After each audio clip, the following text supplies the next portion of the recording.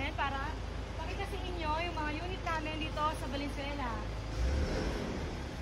Ayan! Shoutout para to sa pogi namin, ano, guard. Shoutout ka Kuya Biernes! Thank you, ma'am! Doon kami nag-PDI. Yan yung mga PDI.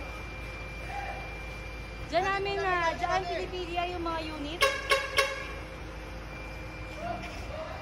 Ito yung 4-wheeler, ay 6-wheeler, sorry. 6-wheeler na 4.5 cubic.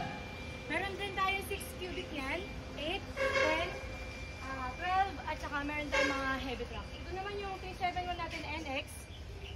6-wheeler siya. Ay, tama, 6-wheeler na NX 371. Baka may kailangan po nito. Oop! Meron din tayong binibenta mga trailer. Ayan. Sa bandang side, ang daming unit. Ayan, baka may mga interested po. Ayan. Pakapogi na aking photographer.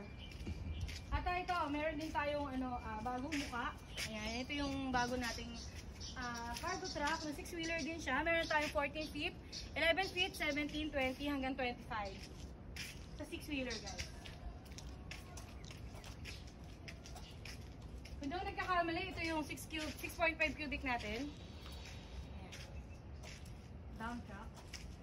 Dito naman tayo sa 12-wheeler natin na 430 horsepower na NX. Yan, Howo Sino truck. Ay, doggy.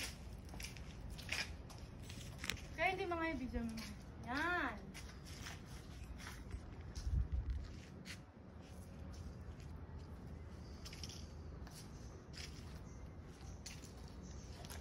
Ito yung 430 natin. Kanina yung nakita natin 371. Nandun 371. 6-wheeler yon, ito 10-wheeler 430 horsepower na NX. Siyempre sa government LGU meron din tayong Sino truck na para sa garbage compactor. H5 to, 200 horsepower na po siya, 8 cubic. Meron din tayong 4, meron tayong 6, meron tayong 8. Ayan, kung may naghahanap naman ito, meron tayong maliit. Ito yung 14 feet natin. 14 feet na cargo truck. 14 feet. Meron din tayong mga bus. Fuel tanker. Fuel tanker din tayo, guys. Fuel tanker. Yan. 12-wheeler na A7. Yan, nasa bandang kanan. Ayan. At ayun lamang po. Thank you, guys! Yun!